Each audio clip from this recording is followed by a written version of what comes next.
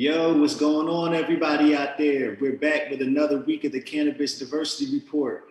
And this week I have Dasheeda and Ice Dawson in the building. She Blaze. What's going on, y'all? Woo, Hey, what's up? What's up? What up? So yeah, y'all, I gotta tell y'all it's a pleasure to have them in the building. Dasheeda and Ice are both doing a lot of great stuff in the cannabis industry. And I'd love to have them tell me about it. First, a little bit, y'all tell me a little bit about She Blaze and your journey, how you both got started in the cannabis industry.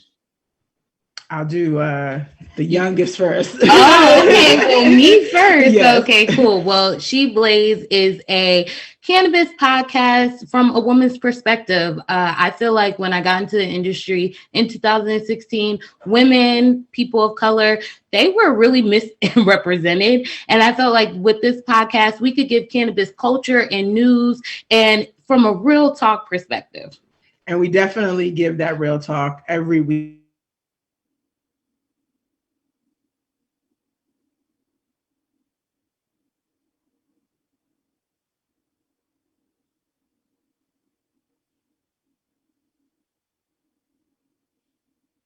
A unique perspective, and I appreciate Ice being the creator. It looks like our internet all of a sudden has been good, and now we're challenging. But yeah, she did see a hole, and at the same time, I was seeing a hole in just strategy, business strategy, management, brand development, and consumer education. Things that when I was at Target and Victoria's Secret, we really live behind when we want to push new market ideas like the plus size market or multicultural or sports in a sexy brand like Victoria's Secret. So there was a lot of parallel. And so when we jumped in, we started with MJM strategy, and I brought Ice in initially to help really lead all of our events and merchandising concepts for ourselves, but as well as our clients. And over time, it really became a lot of information we were learning, barriers we were breaking down, first at Essence Festival, first at NAACP National Conference,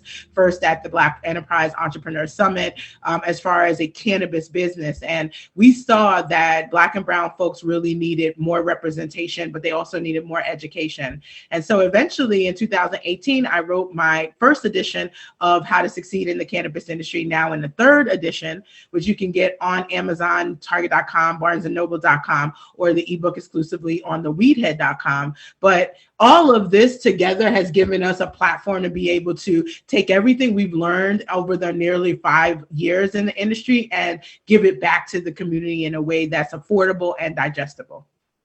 Absolutely. And I think it's super dope that y'all actually do it as a family business. One of the things I was saying before we came on, y'all are like the Wayne's family of cannabis. I know your older sister's also, your older sister, Imani, she's also do stuff in the cannabis industry too.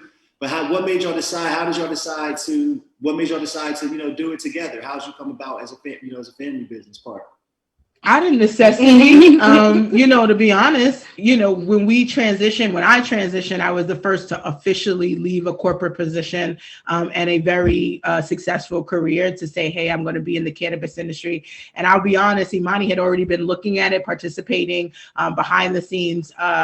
And I think it was just a lot of fear that everything I'd worked with or worked for, Ivy League graduate, would somehow get lost in this industry.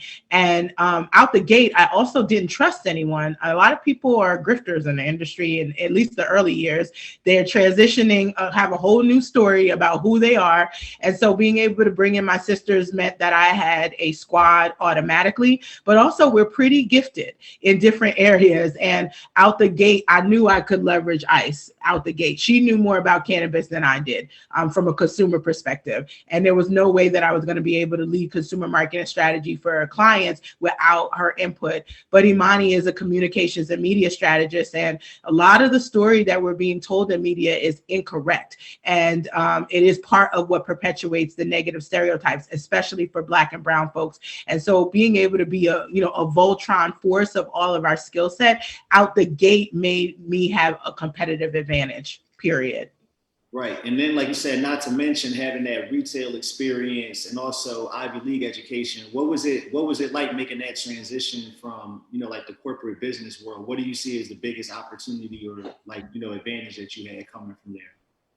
Well, I mean, I know and understand contracts, right? Like that's a big advantage. People don't like the sound of NDA in the cannabis industry, or they don't know what an it NDA is. That's that too. We've had a lot of interactions that have been very, very interesting from the earliest clients up until like some of the largest MSOs, is to see really poor mismanagement of the P&L, millions and millions of dollar loss. And I think the only thing that I guess I take away is that what gives me an advantage is that I understand operational excellence and P&L management. And that means that whatever I do, whether small or large, there's going to be some financial benefit for the entity. Whereas I don't think a lot of people get that that's still very important. Even the MSOs, they think it's weed, so it's just going to sell itself. And no, it's a consumer product like any other consumer product and needs some pretty strong understanding of the dynamics in order for you to be successful. Right. Well, let's talk about that a little bit more, because on your Instagram the other day, I saw you dropping some gems the other day about market dynamics and why that's so important for people to understand in the cannabis industry. Could you, share a little bit more about that? Because people don't understand that. People just think, oh, it's just weed and it's going to sell itself, but it's really important.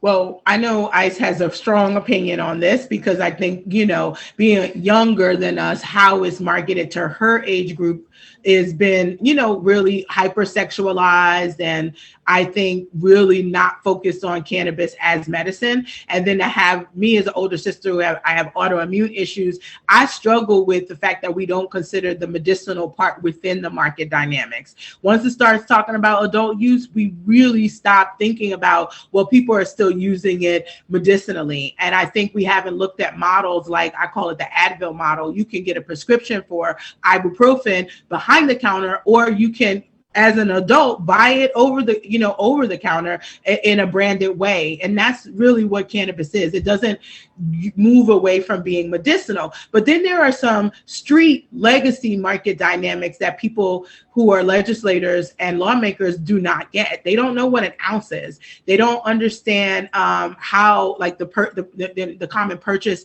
number or amount is an eighth, and what that street value tends to be, and how the legal market compares to it once you've added in all the taxes. I also think, and I want you to talk about it, they don't understand what good flower is, right? Well, I think, I love your Advil model, but for me, coming from a little bit more of a holistic perspective, like, this is still a plant. It grows naturally across the world, right? Like, the people go in different countries to find specific strains. So it's a herb, yes, we could take the Advil model, but we could also just break it down a little bit more simple. Like, this could be in your backyard. So when you don't have the ability to even home grow or have a community grow, it's really it's a miss. And for me, as a younger person that doesn't always want to rely on the capitalist medical market, I want to be able to grow my own medicine. And I do think that people get better flower when they grow it themselves, when they know how it grows, when they care about it, when you know the seed you're putting into the ground, what it's called, what are some of the properties and terpenes. So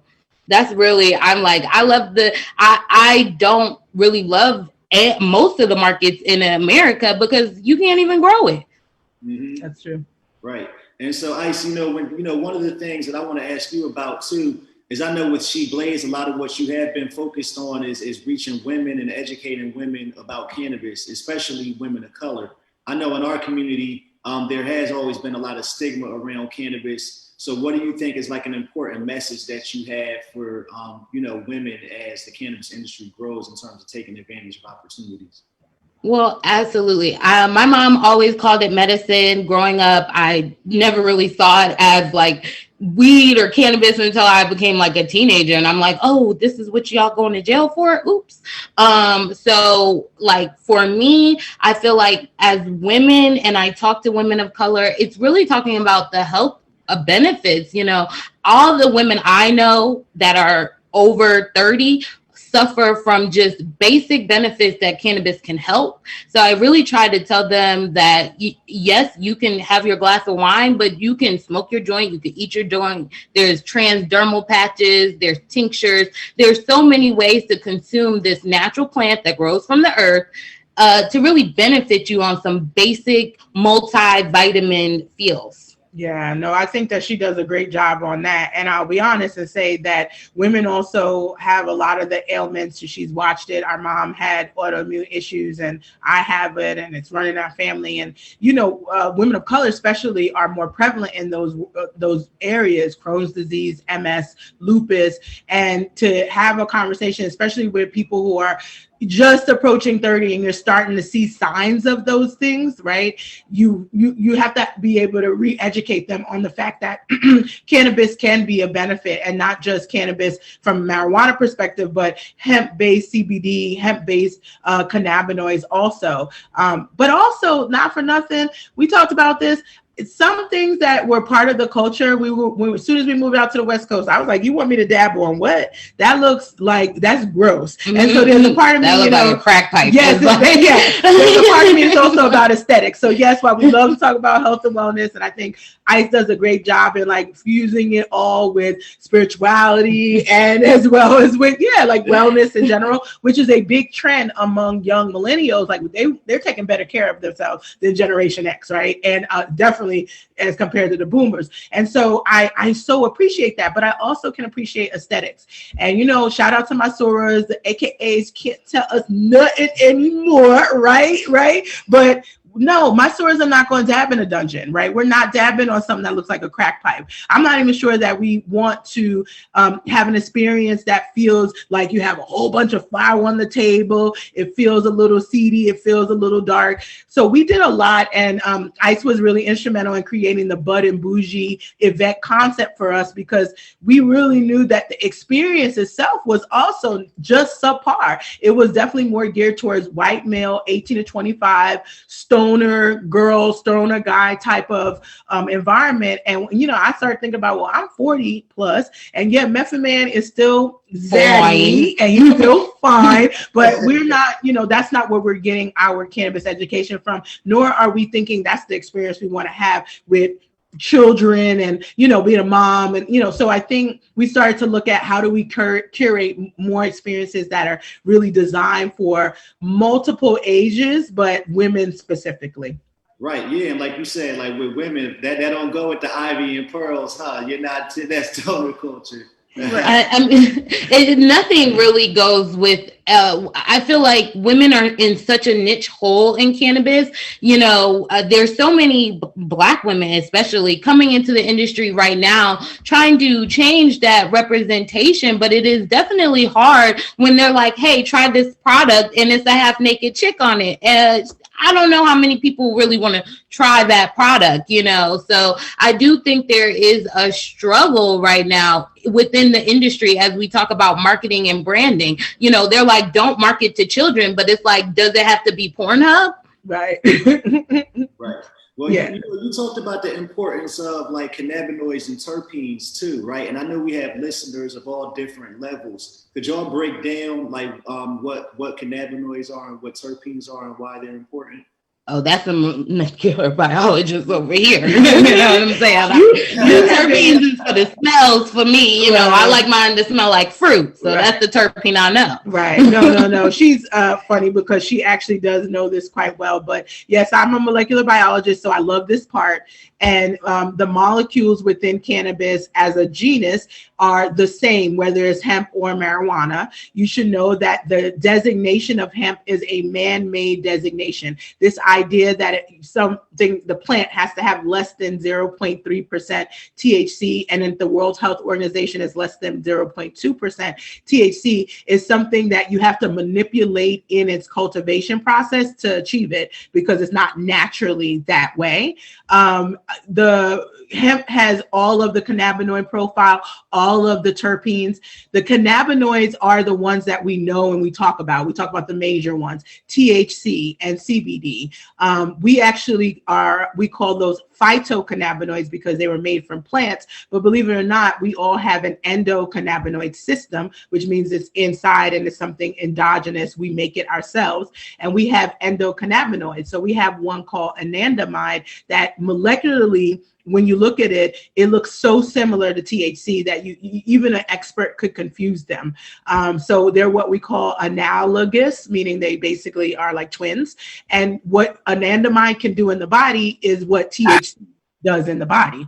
So it's important for people to understand, first and foremost, when she says this is a plant that grows naturally, when it grows naturally, it has THC, it has CBD, it has CBG, it has CBN, it has hundreds of cannabinoids. And we only focus on THC because that's the one that's been demonized, because that's the one that causes the high as we know it. But the more we study it, the more we realize that they actually, through chemical reactions that usually happen in the body, but you can also force it in the lab, they change to each other and can change formation. CBG is a great new rising cannabinoid because it's really the precursor cannabinoid for all of the other ones. It can actually transform once it's been put in your body and transform based on what you need. What I love about cannabinoids, especially CBD now, is because it's breaking down the barrier on talking about it. It is such an anti-inflammatory. It helps with pain. It helps with anxiety. The list goes on. We can think about so many different usages that can be leveraged. And I think right now CBD at least is the one that feels less stigmatized, and therefore we can open conversations to 55 and older, and it eventually opens the conversation to the rest of the cannabinoid spectrum. But believe it or not, it doesn't end with the cannabinoids. When you have things that you've isolated only CBD or isolated only THC, there's some level of efficacy, but it definitely doesn't work as well as the full plant spectrum, meaning you're getting the cannabinoids in the natural percentages and the terpenes. Terpenes are what we call like the rest of the entourage. My best example is a New York City club. It's always mad people out in front of the door. And, every receptor has a bouncer and is going to determine who gets to go in. And the way cannabis works is that it's everybody, including the terpenes, that come trying to get into the door and trying to impact whether or not THC or CBD or other cannabinoids are let into the club, if you will. But the terpenes modulate the high. You could have something with 37% THC. It feels like, oh, that's going to be fine. But if it does not have a good terpene profile, guess what? You are going to be very disappointed in the experience. And so I think the impact is not the same. When I'm shopping now, I look more at the terpene profile and less about the THC percentage level, because at the end of the day, whether it has limonene, which is a really important anti-inflammatory as well as mood enhancer, I already know that it could make me high as F, but it's not going to fix what's going on with the pain in my hands or the pain in my lower back or in my joints without that terpene. Terpenes by themselves are also found in non-cannabis plants all over. You can get limonene from lemons. A lot of the citrus terpenes you can get from just our fruits, right? And lavender, for example, linalool, which is a common indica terpene because it's so relaxing and tends to put you to sleep, right? That's the most common terpene found in lavender. So I think what we're missing is connecting the dots on a lot of the plant medicine and the plant wellness. We already know that's actually really trending right now, pairing it with what we know about cannabis because we're too focused on the THC. I can give a masterclass on it, real talk. I think if you want to use it as medicine, or not, if you want to even figure out whether you're trying to come down from a day like you're swapping out a glass of wine for it, you want to make sure you have the right cultivar. I'm also switching people over. Folks can still say strain as long as you're not saying strand, but strain, but know that actually is, again, more of a street science. The scientific word for real is cultivar. And if you want to go in even deeper, sour diesel cultivar on the West Coast is not the same as New York sour diesel because of the chemovar, right? The chemical variety. You may have more of a terpene profile differently in the West Coast. I know this for a fact on California sour diesel than you do for New York sour diesel. And so those are the type of things that are nuances that are coming up into play. And anybody that says they want to be in the cannabis industry, whether you're coming from the legacy market or you're the legal market, if you can't kick those ballistics, then you're not going to make as much money or be as impactful as you would like to be in the industry. Absolutely. And since you are breaking that down a little bit, you know, a lot of people are checking for like indica, sativa versus hybrid. Is that a myth? Is that a real thing? Right? You know, could you talk about that a little bit?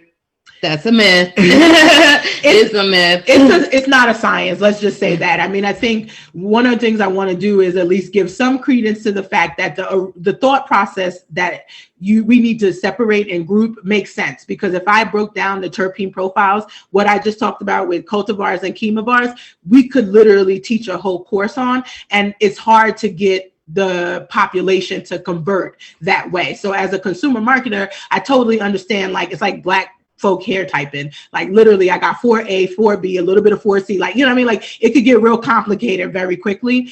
On a high level, indica and sativa, the reason why it's a little mystical is because we have these general things that we think happen. But I absolutely, like, Hindu Kush is one of my favorite indicas because it looks like an indica. That's what phenotypically it would fall under a category indica, but its terpene profile supports what I prefer, which is actually sometimes more alertness and focus, which people put with sativa. So that's why it's a myth. These are really phenotypic categories. It's more based on what the flower looks like and not so much about what it does. But fortunately, there are enough of the extremes of both, whether it's an OG Kush on the extreme of an indica or a Durban poison on the extreme of a sativa, that drives a lot of the conversation about what they do. But believe it or not, most all of these are all hybrids in the way they're grown.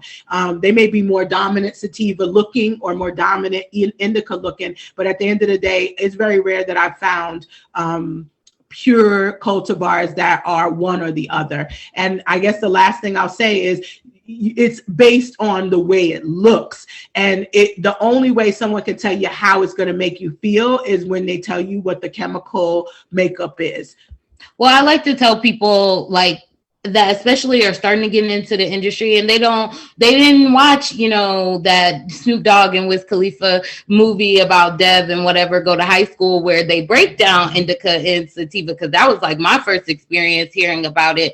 I try to tell people, okay, what do you want to feel like? Do you want to feel relaxed? Do you want to wake up? Do you want to, you know, feel kind of waking up, but more in your head, or a body wake up? And once you kind of break down how people feel, it's easier to tell people what they're looking for, especially if they don't know sativa or indicas. Yeah. And in that case, I'm gonna definitely tell you the exact cultivar. And by the way, I don't agree with necessarily pure cultivars, pure strain usage. Like I use what I call my cannabis cocktails. I'm mixing things. It's like 1 part Durban poison, 1 part Hindu Kush, 2 parts. It depends on what I need to feel and how I need to work that day. And I think that that's the benefit of understanding cannabinoids and being a molecular biologist, and also just getting to the point that one size does not fit all in cannabis. It is not a monolithic type of medicinal product. It's something that you can really customize to what your endocannabinoid system needs. And, you know, I know we've talked a lot about medical cannabis, but I also want to speak about something that you reminded me of the other day, right? Like, because I think I actually said the word recreational when I was talking about cannabis, right? And to some extent, all cannabis use is medical use, whether somebody knows it or not.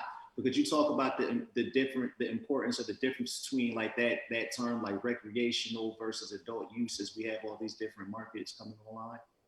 I always wonder, where does the term recreational come from? Like, who thought that was a good idea? When I think about recreation, I think about like children's center. So I just, yes, the rec center. Right. So I'm just like, who thought that was the idea? Because it's not. Sam, I think smart approaches to marijuana. It sounds like somebody who don't smoke, sound like somebody who don't consume, or don't live in the hood. That's true, right? Like, I mean, it clearly is a misinformed initial titling of things. It's almost like as misinformed as still having an H in your marijuana, in your legislation, not understanding the history of marijuana as a term and not using cannabis as the entirety.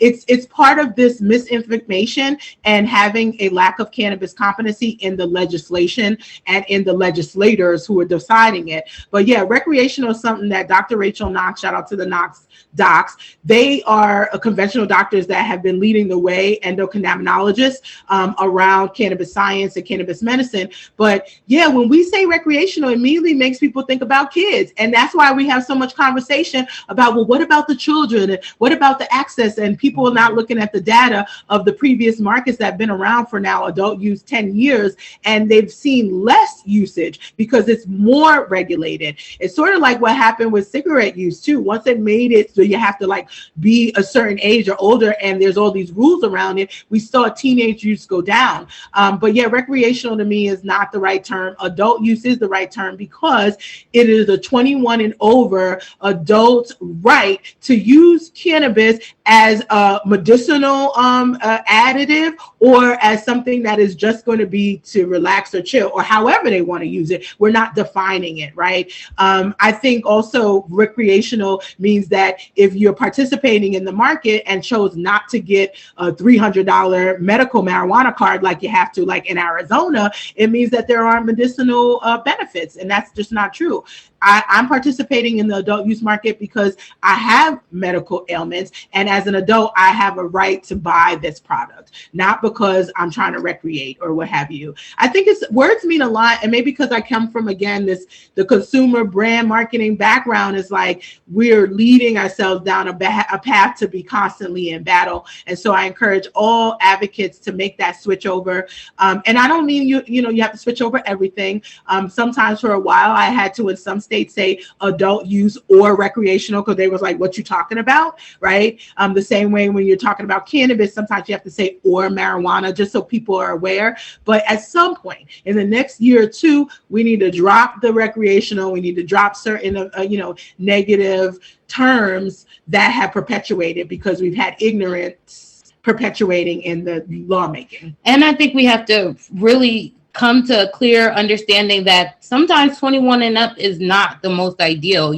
We've seen, yes, teen usage has gone down, but from 18 to 21, arrest rates have skyrocketed across all adult use markets. In medicinal markets, not so much, especially when they allow for you to get a card being 18 and up. But adult use markets, absolutely. You're walking around with a target on your back. So this whole idea of adult use, like adults vote. You're 18 and up, you can vote, you can get a driver's license. Why don't we do that? Versus, everyone wants to compare it to alcohol, but it's not alcohol. Alcohol is killing people when you're drunk driving. Alcohol is getting into bar fights. There are a lot of things alcohol does for people, versus cannabis doesn't really do that. So why are we eliminating it? Why wouldn't we do it more like tobacco in the South? You 18 and up, you're going to get it. Right. I mean, I hate comparing to tobacco or alcohol, because to Ice's point, like cannabis is medicine first and always. And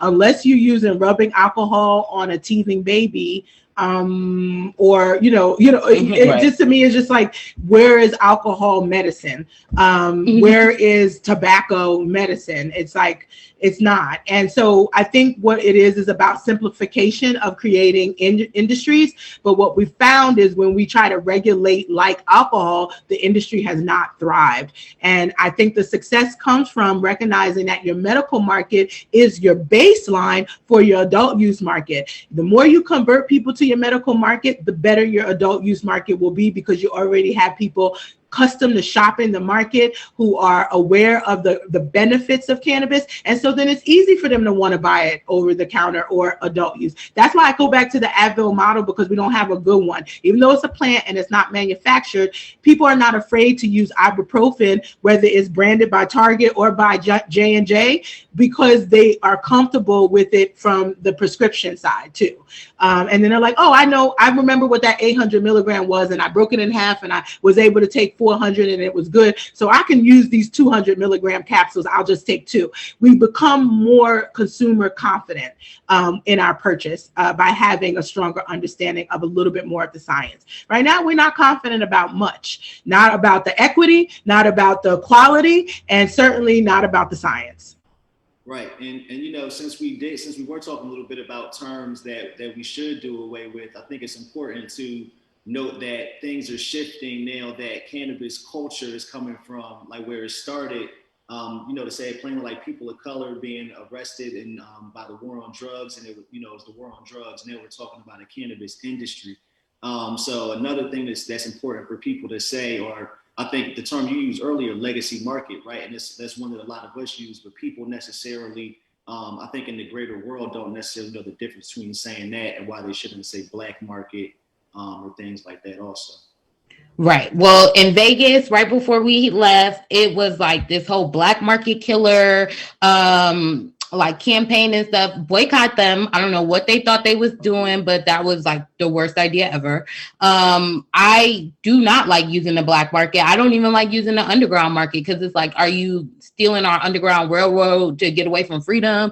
Like to go to freedom? You know what I'm saying? Right. So I really struggle with these terms that people are coming up with. I hated the black market idea. I think that it has a terrible negative connotation.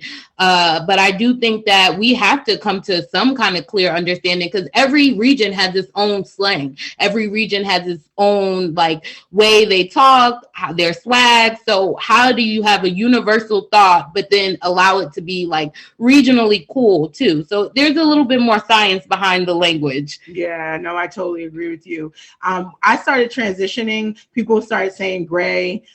There are some people who are like pro black folk, and they're like, yeah, let's keep it black market because it's a diverse market and we want to keep the black market black, which I feel that too, but I think we've had too much negative thought around it. And every time a white male regulator or lawmaker says the black market, the illicit black market, it drives me crazy. I like legacy because it means it already existed before. It is the established market that we are trying to make money off of in a legitimate way. And by we, not just the operators, but the states and the municipalities. Government wants to now find a way to tax this, and they should, right, to some degree, but they haven't acknowledged that the legacy market is a true market with its own supply and demand, and price point and dynamics all apply. And the more that you try to act like it's just a bunch of thugs and criminals, the less successful that one transition of the consumers over are, but also less transition of the revenue. I think it's a mistake to continue to use terms that do not resonate with the population that you want to shop your legal market. I've been calling other ways that I say when people don't understand legacy, although I teach them that, is unregulated, because that's a fact. It's an unregulated market. The same way that you can go get your hair done by a licensed barber, which has some regulations around how that license can be used, displayed, et cetera, or you can get your hair done or done in your man's garage.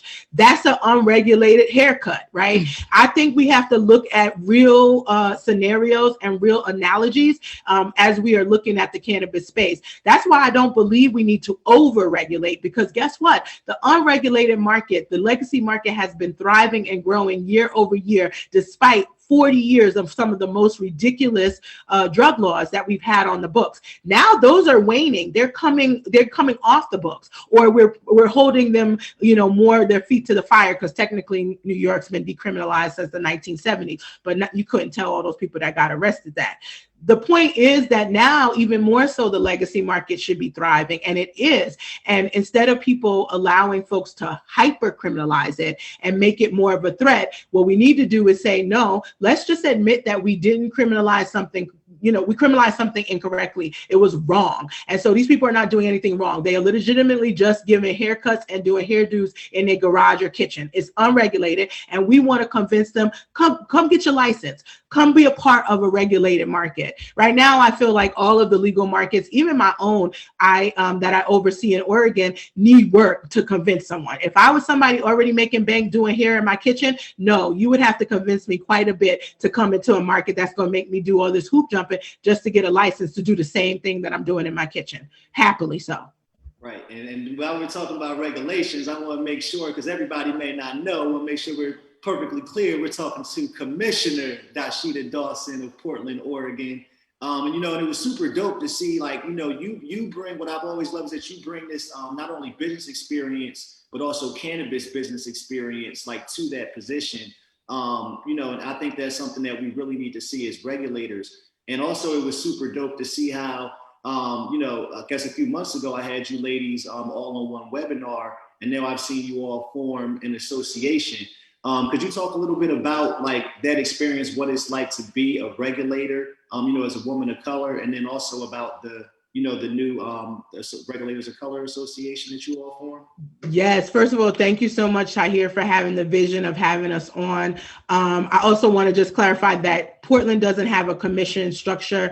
So I am what we would consider to be the cannabis czar, the head of the industry. I have a team of 7. We handle on the licensing compliance side, but we also do community engagement, equity, cannabis competency is a big one. Believe it or not, despite Oregon being one of the earlier movers in the industry, there's still a lot of canophobia. And so I'm probably one of the first leaders that has true cannabis competency on the science side, understand it as a patient. And then, yes, I have business experience, both out of cannabis and in, and it makes it a little bit easier for me to understand how do we make sure that our licensees have a thriving market? How do we ensure that the overall economy is thriving under cannabis? Because that leads to more cannabis tax revenue, which can, in my jurisdiction, leads to more community reinvestment. So one of the things I was able to launch in the last 6 months was the Social Equity and Educational Development Initiatives, or the SEED initiatives, which is really all funded right now based on a cannabis tax revenue fund that is reinvested into the program for me to put back into the communities that have been most adversely harmed. We're one of the first to do it in the country, but it's glad to see Illinois really blow it up with their 3R strategy. And I think part of when I came in, a business mind that I am, is I look at things as we need to learn from the insights going on all over the country, but also outside of the American countries too, American states too, because other countries are actually doing a better job and a faster job. But I thought we would get there faster. And when we were on our live with you, it was just so dope to be there with Nina and Cheney and Shalene and just be like really riffing on what we've learned and how we've been able to impact more progression. And so we decided that we needed to form a Cannabis Regulators of Color Coalition, and CRCC is really just what it sounds like. We are government officials that have been appointed or selected to oversee cannabis industries, legal markets, medical and adult use, hemp and marijuana. And we're equity centered. We're focused on driving regulatory models and building regulatory frameworks that actually are meant to deliver on the reparative and restorative justice components of the Global Cannabis Decriminalization Act. The world has put too many people behind bars for this and ruined too many communities for that not to be the first thing we're thinking about when we're creating policy. Absolutely. And, I think it is important that people understand that, given the history of cannabis, it's important that equity should be at the center of, regulations that are being formed in the cannabis industry. But still, here in New Jersey, where I am today, we just had a cannabis bill put out for legalization where the word social equity didn't even appear in the bill once. Could you talk about this? I mean, why is that important? And, what are some of the things that people are doing now to kind of become active around that? Well, I'm going to toss really quickly this to Ice because she actually testified in front of the assembly. And, for her, that was your first time testifying, although we've been lobbying and doing a lot of, education. And I think it's important for people to recognize that their personal story has to come to the table when you're talking to legislators, because they're supposed to care about their constituents.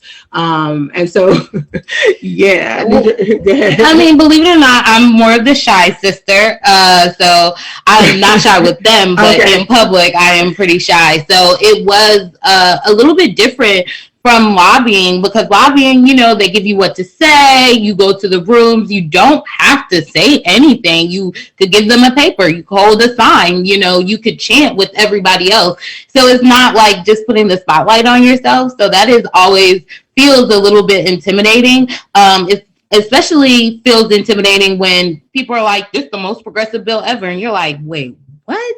Like, have you ever read a bill outside of New Jersey? Like, right. So that was definitely a difficult thing to swallow. I think that, for me, social equity really, honestly, has just started becoming a trend. It's kind of like with a lot of things in this country, things become a trend out of nowhere. Dasheeda wrote an article about social equity and creating diversity within the cannabis industry 4 years ago. So at this point, this is something that was near and dear to our hearts. We've been talking about for a long time. And so the fact that they gave you a minority women's veteran disabled business development, whatever that whole, they didn't even give it an acronym, they like that whole thing, but it didn't describe what are some of the requirements, what are some of the benefits, the fact that you have to get an MWBE certification in New Jersey first. Like, I don't know if anyone who's watching has ever done that process.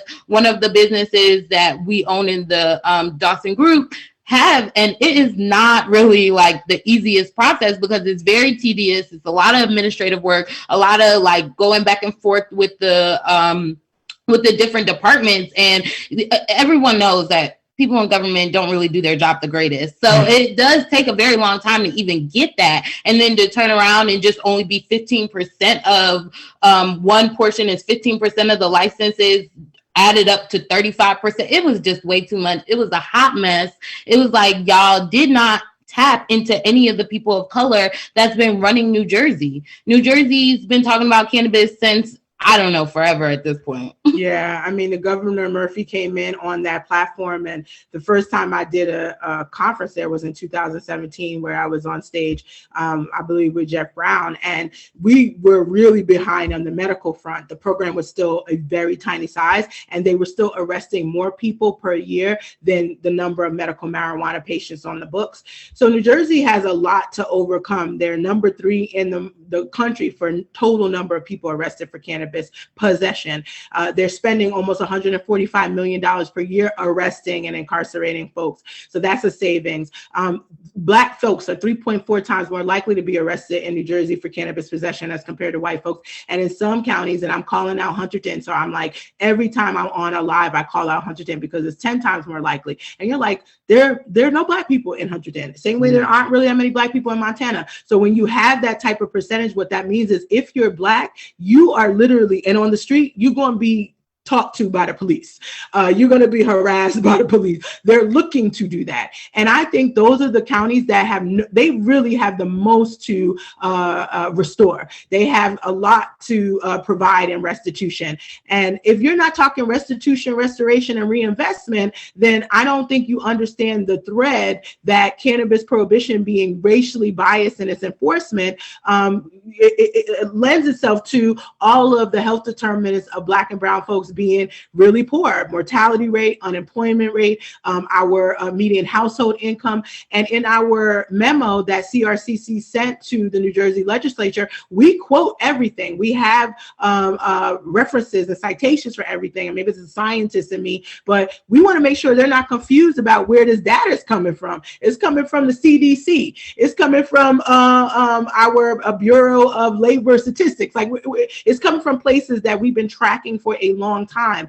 And it is directly correlated to the way cannabis prohibition was managed in this country. And New Jersey was a big culprit. The other thing I will say is with it missing equity, right? Even in the name, is like a little bit of tone deaf on the legislature for not even including it, given the year that we've had. Racial equity, talk about trend, right? After George Floyd, racial equity has become that thing where everybody put their black squares up, but they clearly did not decide to go back and do in their job some of the equitable things. I feel like they would have, instead of saying socio and economic disadvantage, it would be more definition about what does a cannabis equity applicant look like? What does the cannabis equity fund look like? How does this happen? More recently, just so folks who are engaged in what's happening with New Jersey, yesterday, we found out that they were adding or potentially proposing to add an excise tax. And that was now is being dubbed the social equity excise tax. And I'm like, what? Why we got to get the target?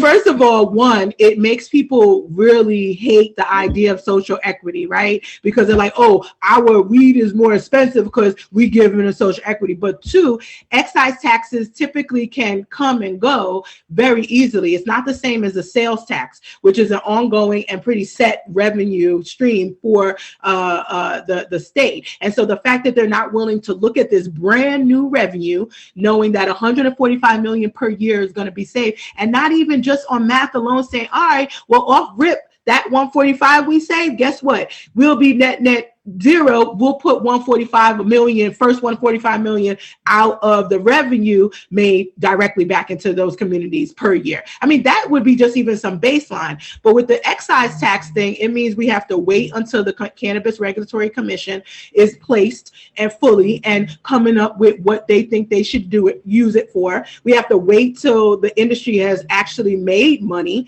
before we start to see equity. So it won't be day one. And every time we've seen us wait, it has not been a very fun path to fix. Look at Massachusetts.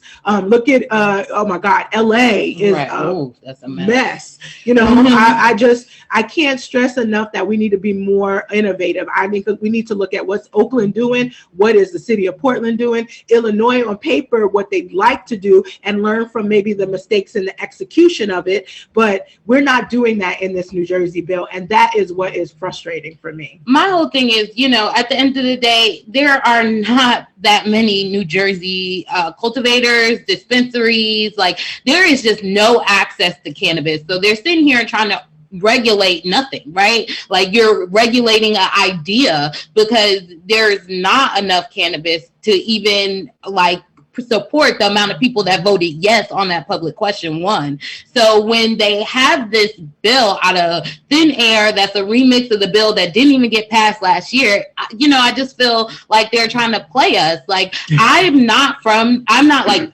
fully from New Jersey, but I've lived in New Jersey. My dad's from New Jersey.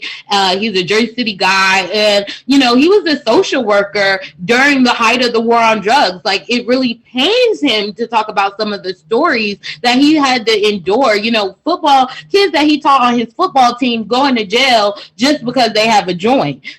So these kids are no longer in the city. How do they get the impact? How do they become a part of the impact zones? You know, Jersey City is completely gentrified. It does not look like what I grew up going to Jersey City like. So it's really just a struggle of, why are you trying to regulate something that you don't have right now? Why don't you guys just create maybe 7 amendments that are just like, you know, we're going to have these 7 things that allow the community to use cannabis and not be prosecuted, and then take your time to do a real bill, a bill that benefits you. Absolutely. Right, and definitely in New Jersey, because I'll say growing up here, it's one of those places where the war on drugs and driving while black and all those terms that people say were so real, right? Like you said, Hunterdon County, there's certain places in New Jersey where you don't even, you know, you even drive through, you're guaranteed to get pulled over. Here in Trenton, where I grew up, like, I mean, more than 3 of us riding in a car, anytime we were going to be pulled over and searched. So I definitely see it as, like, if we're going to have this legal industry, people that endured all of that definitely have to have an opportunity to participate.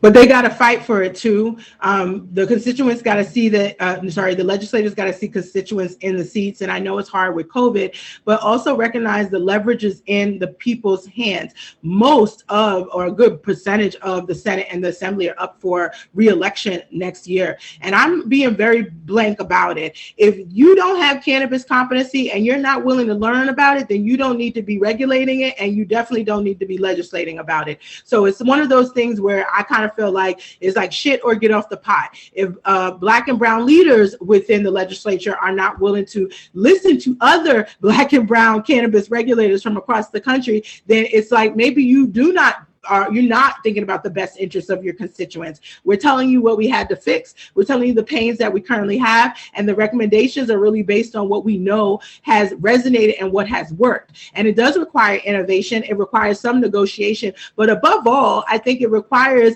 rebuking this idea that cannabis revenue can't solve everything. Well, no, maybe not, but it definitely is a very good effing start. Right. And I just, I definitely think that's a great point. And people have to understand that we talked about it on She Blaze on our special episode with me, Dasheeda, and our older sister, Imani. The government works for the people. The government works for you. Like, we got to stop pretending like, we work for the government. The government works for you. We put these people in positions. They're technically supposed to serve the residents of New Jersey. So if they're not working for you, if they're not serving for you, then vote them out. They got to go. And some of them are kind of just ticking too long in their seats anyway, if you ask me personally. Right. And Dasheeda, I'll ask you, because I think it applies to New Jersey, but this is something that probably the most common question that I've been asked as I've been, working on social equity here at NCIA. But people always say, what is the perfect social equity program? And I know the answer is that it necessarily doesn't exist. But what do you think are some of the key components from what you've seen from different programs like around the country that need to be like a part of every social equity program? I think that's a great question, and thank you so much for asking. The first is, the key component is we dropped the social. Equity is something that we've definitely started, social equity is something we started to bastardize in the industry. It's the new affirmative action, and we do have a lot of people who really hate it just because of the way it's kind of being dubbed, almost like a welfare program. It's another democratic reform type of program.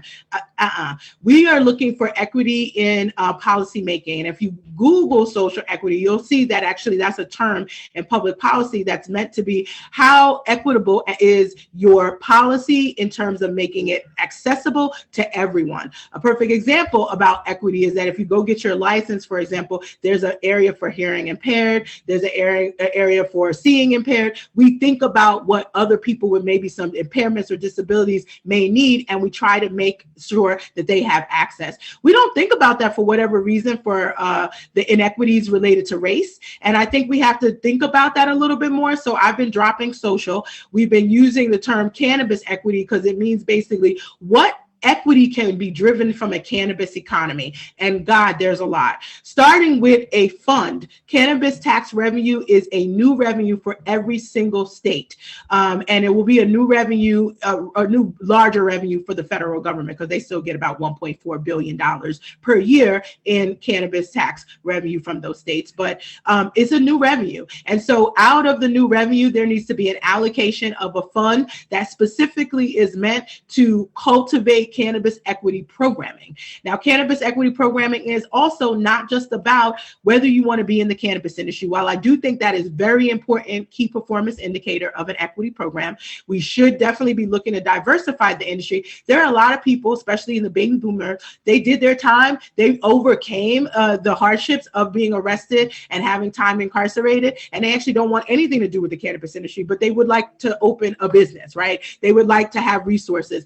I believe that the fund has to look at equity in total and community investment in total. And some of that community reinvestment is about education, economic development and empowerment, entrepreneurship, expungement, and criminal justice. And some of it is about entry points into the cannabis space. And so looking at it as a portfolio of money that gets to be spent in the different areas and invested in the different areas to help drive not one particular part. So many people are like, I don't know if I support cannabis equity because I don't know if I want to be in the cannabis industry. And that's such a limited thought, because the prohibition destroyed youth centers and destroyed parks and had disinvestment in communities as a result of so much over policing. And so the money should be utilized to rebuild centers, to rebuild educational programming, and to start some cities from scratch. I mean, if you look at East New York, it ain't gentrified yet in Brooklyn. It still needs reinvestment, and it definitely needs to be on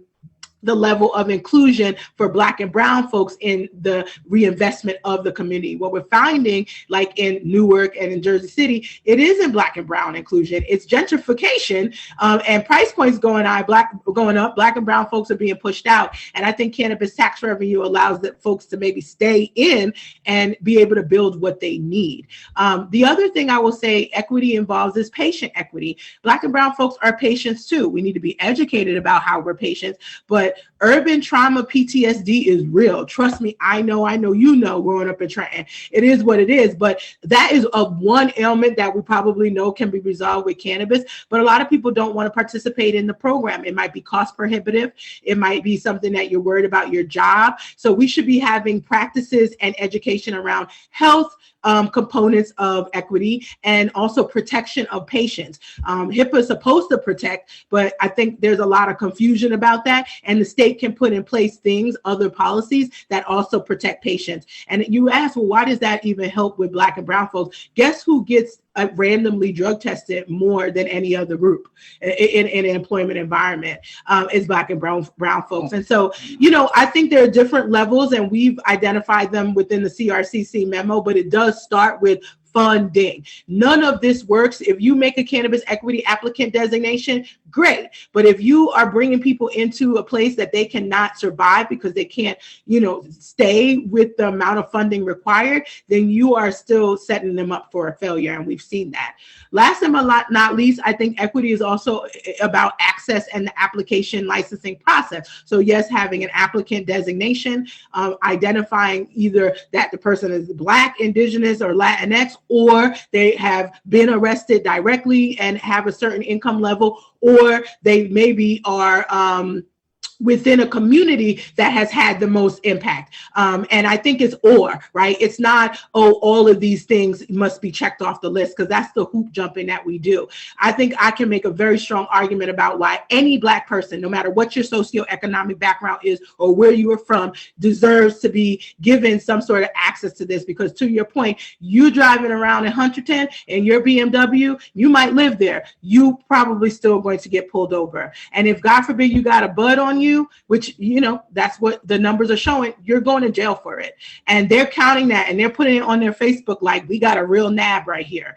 And so it's important for us to understand that this was a racially biased implementation, and it wasn't about where you're from. It just so happens that Black and brown people convene in the same communities, and so those ones have been impacted. But we know with gentrification, they've also been pushed out in the last 10 years too. So we got to have a balance of it, right? And I think my last point I'll say is that if you don't deliberately build a program, it's not ever going to be built. If you don't deliberately put in policy from the start, and you have to go back, we'll be taking years to catch up, because we're still taking years to catch up. We're less, like 2.1% of the total industry ownership, and more, I'm still seeing, white boys able to cross over, whether they have a cannabis arrest in their background or not, and they're still able to get funding.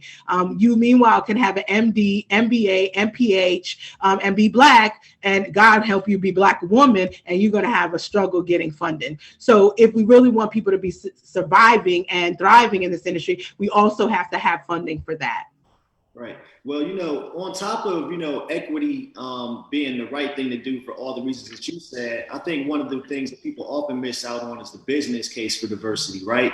And you spend a lot of time in corporate America, and even as Ice talked about with cannabis culture, it's something that our people have been doing for a long time. What do you think, or, what kind of impact do you think that could have, what kind of impact do you think it has on the cannabis industry, like just becoming more diverse from a business perspective?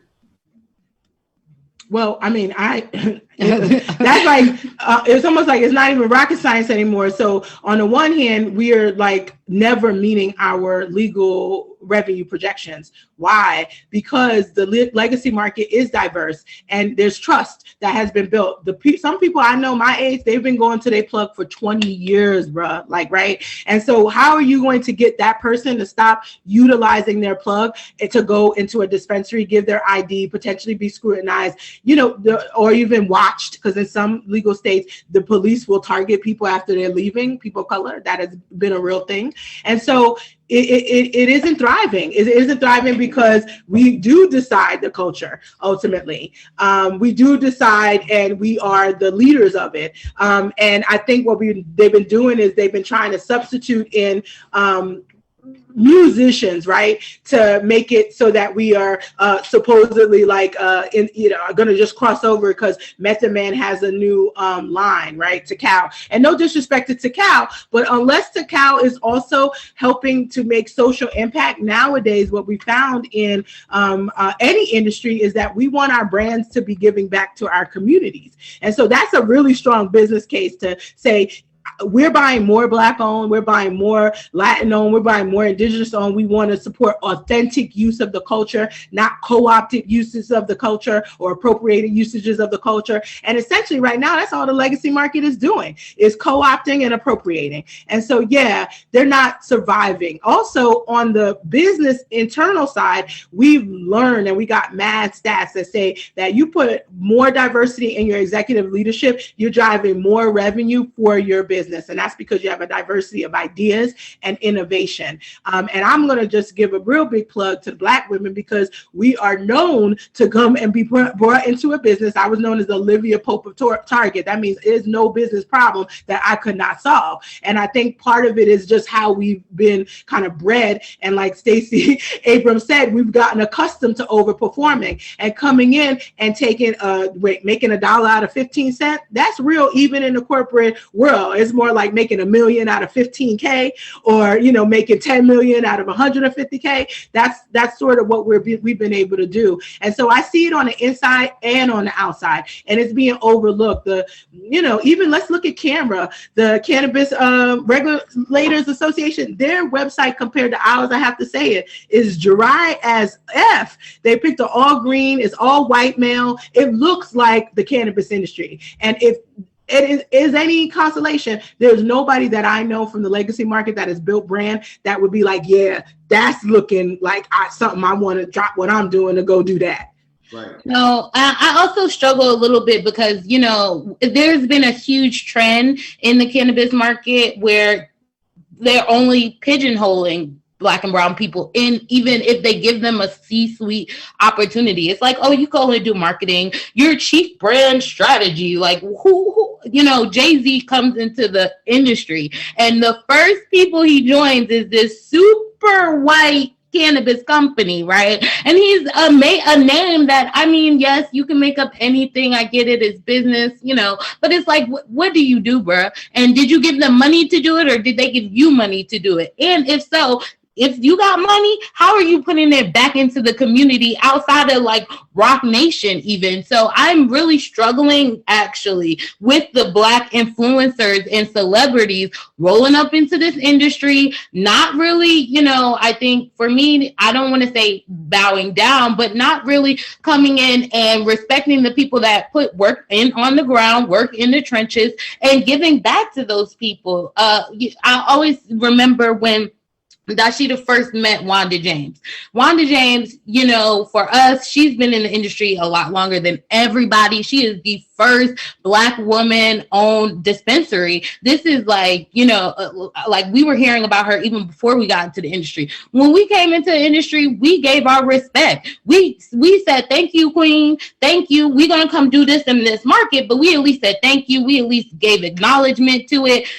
There's none of that with these Black influencers rolling. They make these brands with these ultra white cultivators, ultra white companies, and they think we're going to buy it, and we're not. So I actually am really struggling with it a little bit, to be truthful, with these different Black influencers rolling up into the cannabis industry.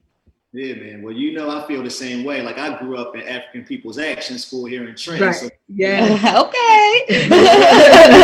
You're like Black as F, right? From early. We mad Black too. We all could tell with our names. So. Yeah, like, but you know, if Black people came into the industry and they did say, I want to invest in a Simply Pure, a Marion Maine, a Viola, right, a Elevate Cannabis, one of them, like, it would be completely different. Like, if Black dollars came into the cannabis industry to support our businesses, it is something that's important that has to be said.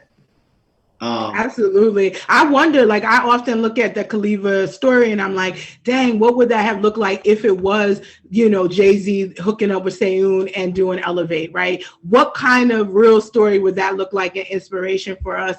But even, you know, supporting the advocacy groups as all of this stuff happened with George Floyd. You know, again, no disrespect to the Last Prisoners Project, but let's be real, that's still a white-run nonprofit organization that's supporting mostly white offenders or previous offenders, if you will. And meanwhile, you know, M4MM, MCBA, all of these other organizations that are minority-led would still kind of have to be nickel and diming to get support. Everybody threw their support, all these large, predominantly white corporations threw their support behind things like that. And I just think we miss out on an opportunity to really be authentic in our push of equity when you're not even equitable in the way that you are donating or doing philanthropic efforts. It's a real issue. It's a lot of posing in the industry. And I think we're at a point now, and I know I'm going to have to run soon because I'm actually running into my next meeting, but we're at a point now where we just don't have the energy, to not call it out for what it was. I was already a little blunt, but now it's like, geez, I've got to get to the point where I just got to shut it down. If you're not saying the right thing and you're not doing the right thing, you're going to get called out. It's not going to be successful. We kept our mouth shut for the rise and fall of men. And I'm not here for it anymore. I don't think there's any reason to keep my mouth shut. My 2021 motto, and I'm saying it on every single show that I'm on, is that I'm a Black woman and you can't tell me nothing. That is 2021 going forward. And I'm sorry, but I feel like it's important for us. She's laughing, but it's important for us to be that gangster as we move forward, because already we have this whole galvanization around Black lives is already waning. And I don't get to wane. I'm Black every day, all day. We don't get to wane. And the challenges never go away. We need allies to stay on the train, and we need them to make sure that they're also holding each other accountable. And we also need to make sure they're not embarrassing us. I can't call you an ally when you come in and you testify and you tell legislators this bill is good, even though it doesn't have equity mentioned one time. So that's the type of call out we are at this point. I don't know if it's even calling in. I think it's very clear. The legacy market, as colorful as it is, we have a lot of buying power. We need to stand behind it. And either they have to go all the way back to arresting people and droves again, or they need to move forward with the right thing, and that is equity-centered legislation. Now it's so dope to have y'all on, man. You know, I can go on forever, you know, but it's definitely. We got to come back. Yeah, we definitely got to do this again. But like I said, it was definitely a pleasure having y'all on. Tell people, you know, where they can find you on social media, how they can listen to She Blaze, and anywhere, anything else y'all got going on you want to leave people with. Oh, awesome. Well, She Blaze is on every Saturday at noon Eastern Standard Time on Facebook Live. And we really, if you think we call people out right now, like we just had an episode talking about how much money Scott Miracle Grow gave to the nonprofits and the campaign for Question 1 in New Jersey. None of them were people of color ran or supported nonprofits. So, you know, that's speaks a lot. It was $800,000. It's a lot of money, and especially if you come from a people of color nonprofit. So we give a lot of tea, we give a lot of dirt, cannabis news and culture, and we are on Spotify, Apple Podcasts, SoundCloud, YouTube, WeTube. You can watch us anywhere to hear all the dirt and tea, because we really don't hold our tongue on She Blaze. No, we definitely do. And she always brings the receipts, and I'm always happy to be her sidekick. So you can see me there as a co-host, but also you can find me on @Dasheeda Dawson on Instagram and on Twitter, or Dasheeda Dawson, the WeedHead, on Facebook here. And of course, the WeedHead and Company is the WeedHead.com, where you can find some of our favorite items, education. And my book is How to Succeed in the Cannabis Industry, 3rd edition. It's available on Amazon, Target.com, Barnes & Nobles, and the ebook is on the WeedHead.com/shop. Yep, and to close it out, I just got to say one more time, celebrate. We got your soror, my fellow Howard alum in the White House, man. You know, HU, AKA, we taking over everything. Yep, that's why you can't tell us nothing.